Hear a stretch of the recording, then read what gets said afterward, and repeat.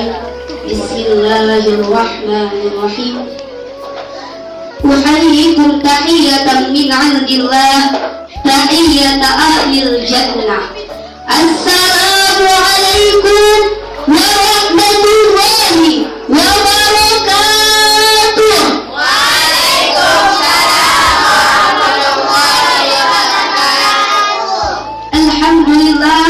Alhamdulillah Rabbil Alamin wa bihi nasta'inu ala umuri dunya waddin nahmaduhu hamdan syakirin wa nastajibu lahu istijabatan ta'i'in wa nulabbi hajatahu talbiyatan khashi'in. Allahumma salli wa sallim ala rasulillah alladhi ballagha risalah wa addal amanah wa kasyafallahu bihil ghummah. Pertama-tama dan yang paling utama, marilah kita panjatkan puji syukur kepada Allah Subhanahu wa Ta'ala yang telah memberikan beribu-ribu nikmat kepada kita. Tak lupa salawat berangkaikan salam kita hadiahkan kepada junjungan kita, seorang pembawa risalah yang tak pernah salah, pembawa amanah yang tak pernah khianat. Beliau adalah Nabi kita Muhammad sallallahu alaihi wasallam.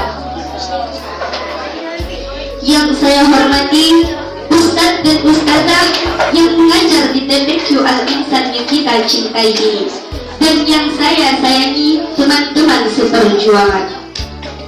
Hadirin wal hadirat yang dirahmati Allah Subhanahu wa Ta'ala. Salat merupakan tiang agama, di mana merupakan kunci dari sebuah amal ibadah yang kita lakukan. Sebagaimana dijelaskan dalam sebuah riwayat Abu Hurairah radhiyallahu anhu, Rasulullah sallallahu alaihi wasallam bersabda, "Inna awwala ma yuhasabu bil 'abdu yaumal qiyamah min 'amalihi salatuh." Sesungguhnya, kata Rasulullah, amal yang pertama kali dihisab pada hari kiamat adalah salatnya. Oleh karena itu, salat diturunkan oleh Allah Subhanahu wa Ta'ala kepada Rasulullah pada peristiwa Isra dan Mi'raj, di mana peristiwa Isra dan Mi'raj ini merupakan penghibur bagi beliau karena telah kehilangan dua orang yang dicintainya dalam waktu yang berdekatan. Dengan salat dapat menjadikan hati kita lebih tenang, dan dengan salat kita dapat meminta pertolongan kepada Allah Subhanahu wa Ta'ala.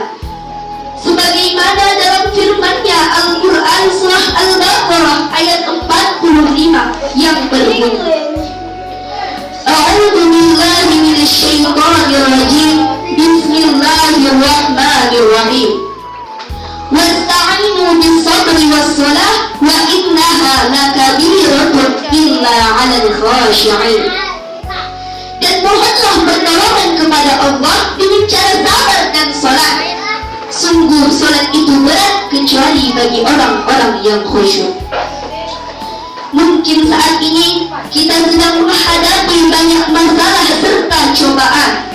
Oleh karena itu, sebagai hamba-Nya Allah yang bertakwa kepadanya, marilah kita meminta pertolongan kepada beliau dengan cara melaksanakan ibadah salat.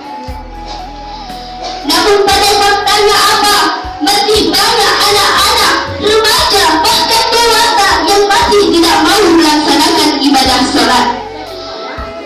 Yang pada hakikatnya alasannya, kalau ditanya kenapa tak salat kau, mana sabu, masih lagi baru aja, nanti saja itu. Padahal Allah Subhanahu wa Ta'ala sudah marah kepadanya karena lalai dalam salatnya. Sudah berapa banyak panggilan Allah Subhanahu wa Ta'ala yang kita lewatkan, seakan kita tidak sadar bahwa kematian pasti akan mendatangi kita tanpa tahu kapan waktunya datang. Sebagaimana dalam Al-Quran surah Al-Ankabut ayat 57 yang berbunyi, Kullu nafsin dha'iqatul maut, summa ilaina turja'un. Tiap-tiap yang bernyawa pasti akan untuk dikembalikan. Oleh karena itu, apalagi yang membuat kita tidak ingin melaksanakan salat? Sesombong inikah kita kepada Allah Subhanahu wa Ta'ala? Bahkan ada sebuah kisah di mana ini adalah kisah seorang ahli ibadah yang benar-benar khusyuk dalam melaksanakan ibadah salat. Beliau bernama Amir bin Abdul Qais. Amir bin Abdul Qais ini sedang tengah melaksanakan ibadah salat di hutan, yang pada saat itu ada seekor binatang buas yang ternyata binatang buas itu adalah seekor singa. Tangan si singa itu sudah mencengkram bagian pundak Amir bin Abdul Qais. Tapi apa yang dilakukan oleh Amir tadi? Beliau tetap melanjutkan salatnya tanpa melihat ke kanan, ke kiri, ke muka dan ke belakang. Lalu apalagi yang dilakukan oleh si harimau tadi? Si harimau tadi pergi karena melihat reaksi Amir bin Abdul Qais yang tidak mengeluarkan reaksi ketakutan sedikit pun. Oleh karena itu, para sahabat yang melihat kejadian tersebut merasa bertanya-tanya kepada Amir bin Abdul Qais. Selesai salatnya, sahabat bertanya kepada Amir bin Abdul Qais, "Wahai Amir, demi Allah, tidakkah kamu takut dengan apa yang kami lihat tadi barusan?" Amir bin Abdul Qais menjawab, "Sungguh malu aku kepada Allah jikalau aku harus takut dengan selainnya." Peristiwa itu kerap kali dijelaskan oleh Amir bin Abdul Qais dan disampaikan oleh para sahabatnya. Apa kata Amir bin Abdul Qais? Barang siapa yang takut kepada Allah Subhanahu wa Ta'ala, maka Allah Subhanahu wa Ta'ala akan membuatnya takut kepada segala sesuatu itu. Tetapi barang siapa yang tidak takut kepada Allah Subhanahu wa Ta'ala, maka Allah akan membuatnya takut kepada segala sesuatu. Oleh karena itu, marilah kita tingkatkan ibadah kita kepada Allah. Kita tirulah Amir bin Abdul Qais tadi.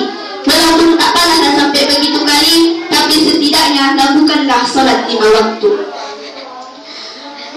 Mungkin ini sajalah yang dapat saya sampaikan. Lebih dan kurang mohon kiranya dimaafkan. Akhirul kalam, wabillahi taufiq wal hidayah, waridha wal inayah, wallahul muwaffiq ila aqwamit thoriq.